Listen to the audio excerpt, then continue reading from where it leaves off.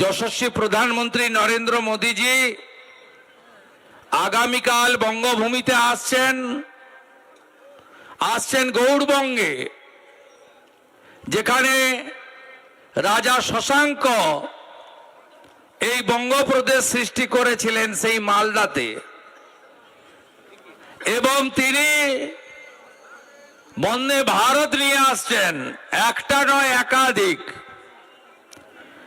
আর তার পরের দিন আসছেন সিঙ্গুরের মাটিতে। বিজেপির অঙ্গীকার, বিজেপি এলে টাটাকে আনবে সেই সিঙ্গুরের মাটিতে। আমি নরেন্দ্র মোদীজিকে শ্রী চৈতন্য দেবের এই ভূমি নদিয়া নগরে হরে কৃষ্ণ মন্ত্রের সাথে, জয় গৌরাঙ্গ জয় নিতাইয়ের সাথে এবং হরিবোল মন্ত্রে বিভোর থাকেন যে এলাকা,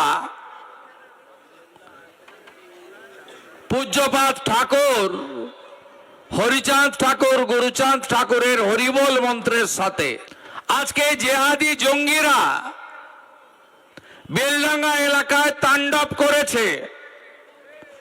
জাতীয় সড়ক বন্ধ, ট্রেন ভাঙচুর, পাথর বৃষ্টি করেছে। সেখানে জি 24 ঘন্টার মহিলা সাংবাদিক সোমা মাইতি আক্রান্ত হয়েছেন, রক্তপাত হয়েছে। আমি তার নিন্দা করি, দ্রুত আরোগ্য কামনা করি এবং দোষীদের শাস্তি দাবি করি। আরেকটা ভালো খবর দেব, শুধু বঙ্গভূমি নয়, আজকে মুম্বাইতে কর্পোরেশনের ভোট ছিল। একজন বাঙালি তনয়া, আমাদের দিদি বোন, মুম্বাই কর্পোরেশনের ওয়ার্ড নম্বর 2 থেকে ৭৭০৫ ভোট পেয়ে বিজেপির প্রতীকে বিপুল ভোটে জয়ী হয়েছেন শ্রীমতী জয়া রথিন দত্ত। অর্থাৎ ডক্টর শ্যামাপ্রসাদ মুখার্জির এই যে পার্টি, বাঙালিদের পার্টি, সেই বাঙালি আজকে মুম্বাইয়ের মতো দেশের অর্থনৈতিক রাজধানীতে এক বাঙালি বোন দিদিকে নির্বাচিত করেছে। তাই মুম্বাইবাসীকে আমি চৈতন্য দেবের ভূমি থেকে আমি কৃতজ্ঞতা এবং অভিনন্দন জানাই।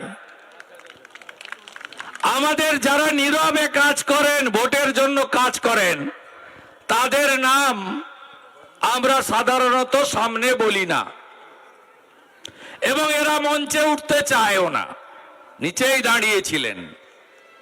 আমার ভাই বিশালগড়ে একদম বিরোধীদেরকে সাফ করে দিয়েছেন ত্রিপুরা যুব মোর্চার সভাপতি বিধায়ক সুশান্ত দেব। ওর প্রচারেও আমি গেছিলাম।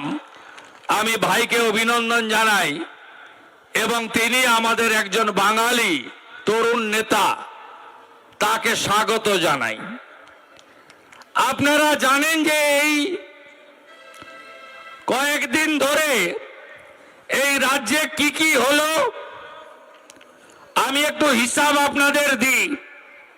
13ই জানুয়ারি মালদা জেলার মোথাবাড়ি রাজ্যের রাষ্ট্রমন্ত্রী সাবিনা ইয়াসমিন, তার উপস্থিতিতে মুসলিম নেতারা বললেন আমরা এখানে 65, হিন্দুরা 35, ওরা সব বিজেপিকে ভোট দেবে, তাই আমাদেরও এক হতে হবে। এবং কি ধরনের কুৎসা, বিজেপি নাকি এলে দাঁড়ি রাখা যাবে না। এই তৃণমূলী লোকেদের জিজ্ঞেস করব, 20টা রাজ্যে বিজেপি এনডিএ আছে, কোথায় কোন মানুষ দাঁড়ি রাখতে পারে না, ধর্ম পালন করতে পারে না, তার একটা উদাহরণ দিতে পারবেন? পারবেন না। তৃণমূলের খেলা শুরু হয়ে গেছে। ইলেকশন কমিশন গর্তে কার্বলিক অ্যাসিড ঢেলে দিয়েছে। যত বিষাক্ত সাপ ছিল তারা সব বেরিয়ে এসেছে। ফরাক্কার বিডি অফিস ধুলিসাৎ সবাই দেখছে। মনিরুলের নেতৃত্বে, এমএলএর নেতৃত্বে ভাঙচুর, আর ভিডিওর চোখে নেবা হয়ে গেছে। তিনি বলছেন আননোন এফআইআর। কালকে চাকুলিয়াতে একই দৃশ্য, গোটা রাজ্য জুড়ে রোহিঙ্গা বাংলাদেশি অবৈধ অনুপ্রবেশকারীদের এই বাংলায়, এই ভারতে রাখার জন্য মরিয়া প্রয়াস। এসআইআর কে বানচাল করব। ইলেকশন কমিশন ডোন্ট কেয়ার করছে। কেন করছে? বাবা সাহেব আম্বেদকর সংবিধানের আর্টিকেল 324 ইলেকশন কমিশনকে পূর্ণাঙ্গ ক্ষমতা দিয়ে গেছে স্বচ্ছ পরিচ্ছন্ন ভোটার তালিকা করার জন্য। বিজেপির মাথা ব্যথা নেই যে 14ই ফেব্রুয়ারি ভোটার তালিকা বের করতে হবে। মাথা ব্যথা ইলেকশন কমিশনের আর তৃণমূল কংগ্রেস পরিচালিত রাজ্য সরকারের। যদি এসআইআর ভণ্ডুল হয়, ভোটার তালিকা বেরোবে না। ভোটার তালিকা না বেরোলে নির্বাচনের নির্ঘণ্ট বেরোবে না। নির্বাচন না হলে ভোট গণনা হবে না।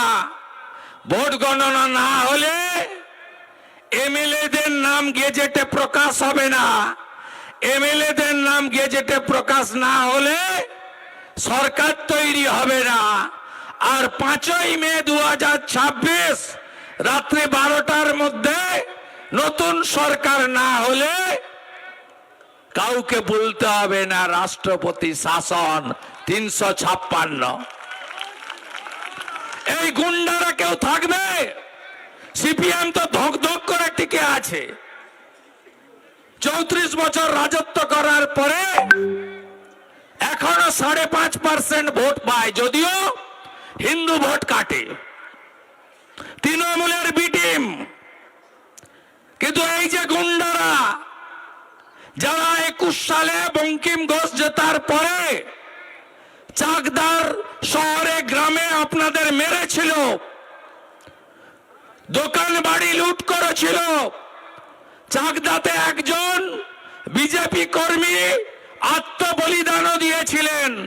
পোস্টপল ভায়োলেন্সে ভুলে গেছেন কি আপনারা? বলেননি তো? এই গুন্ডা বাহিনী কিছুদিন আগে মুকুটমণির হয়ে লুট করতে গেছিল আমাদের রানাঘাট দক্ষিণে। আপনারা দেখেছেন কেউ কেউ কেলানি খেয়েও ফিরেছে, পঞ্চায়েতের প্রধান। এই লোকেদের খুঁজে পাবেন আপনি 1 ঘন্টার মধ্যে পগার পালাবে। খালা মমতা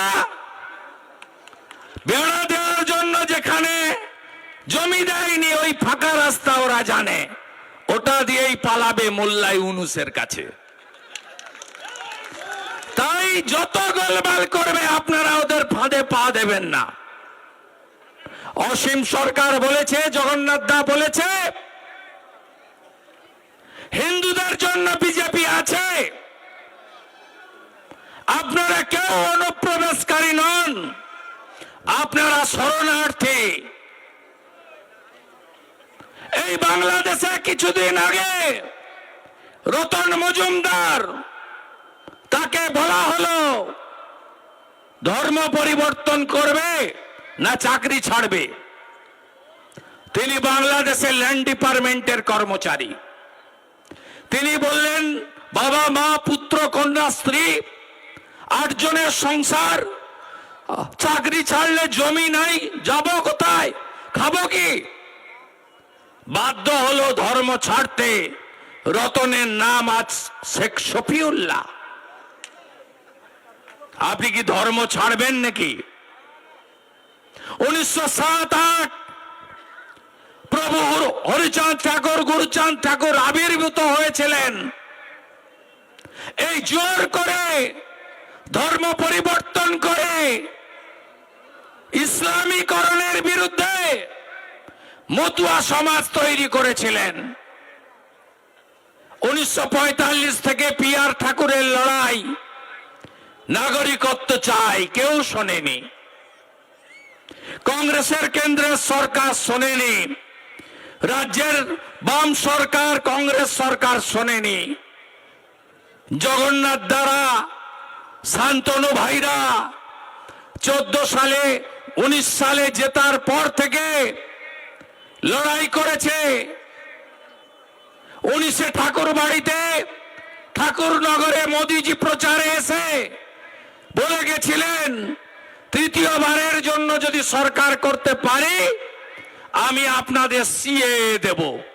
করেছে হ্যাঁ কি না? আজকে 60-70 হাজার লোক অ্যাপ্লিকেশন দিয়েছেন, 2-3 হাজার লোক পেয়ে গেছেন সার্টিফিকেট, বাকিরাও পেয়ে যাবেন, চিন্তা করবেন না। এই একমাত্র প্রধানমন্ত্রী ঠাকুরের জন্মস্থান ওরাকান্দিতে গিয়ে দণ্ডবত প্রণাম করে এসেছেন। বাংলাদেশে হাসিনা ওয়াজেদকে তাড়িয়ে দেওয়ার পরে মোল্লাউল ইউনূসের সরকার, জামাতিরা হিন্দুদের উপরে, মতুয়া নমশূদ্রদের উপরে, সাধু সন্ন্যাসী চিন্ময় প্রভুদের উপরে অত্যাচার সংগঠিত করেছে। গলার মালা ছিঁড়ে নিয়েছে, ধুতি পরা বারণ করেছে, শাখা পলা ভেঙেছে, মাথার সিঁদুর মুছেছে, শিখাধারীদের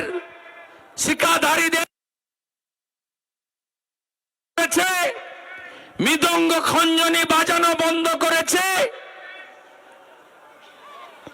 আর গোটা ভারতবর্ষে কোন রাজ্যের পুলিশ বাংলাদেশের হিন্দু শরণার্থীর উপর অত্যাচার করেনি। মমতা ব্যানার্জির পুলিশ অত্যাচার করেছে। এখনো রানাঘাটের জেলে গেলে, বনগাঁর জেলে গেলে, বারাসতের জেলে গেলে, কৃষ্ণনগরের জেলে গেলে, মালদার জেলে গেলে, বালুরঘাট রায়গঞ্জের জেলে গেলে হিন্দুদের জেলে আপনি দেখতে পাবেন। কেন? এক কাপড়ে সব ছেড়ে ধর্ম বাঁচানোর জন্য এসেছেন। তাই নরেন্দ্র মোদীজি 1 সেপ্টেম্বর 2025 তিনি নির্দেশ জারি করেছেন, বাংলাদেশ থেকে ধর্ম বাঁচানোর জন্য আসা হিন্দুদের কোন পুলিশ কেশাগ্র স্পর্শ করতে পারবে না। জোট বাঁধুন আপনারা। এ লড়াই সনাতনীদের বেঁচে থাকার লড়াই। তৃণমূল মানে চোর, আপনারা জানেন। আমরা জানতাম কয়লা চুরি, বালি চুরি, বীরভূমের পাথর চুরি, বাংলাদেশ বর্ডারে গরু পাচার, শিক্ষকের শিক্ষা। আমাদের ভিডিও ভালো লাগলে লাইক এবং শেয়ার করুন। কমেন্ট সেকশনে গিয়ে জানান আপনাদের মতামত। আরও ভিডিও পেতে আমাদের চ্যানেল সাবস্ক্রাইব করুন এবং প্রতি মুহূর্তে খবরের আপডেট পেতে প্রেস করুন বেল আইকন।